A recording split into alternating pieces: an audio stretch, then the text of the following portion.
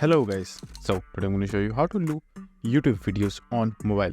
Now it's a very easy process. So as you can see right over here, I've already chosen a non-copyrighted song that I'm going to show you how to loop, because mostly people are going to loop a song to listen it back to back. So over here, all I have to do is just simply open a random song.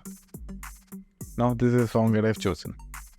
Now over here, what you have to do is simply click on the gear icon at the top right corner, then go to the advanced settings.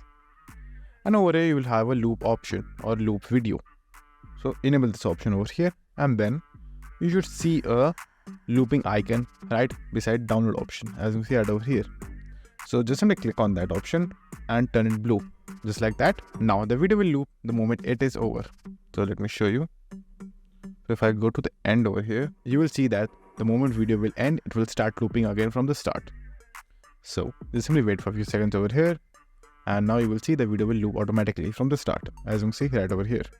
So that's it, and thank you for watching, and do like, subscribe to our channel, and take care.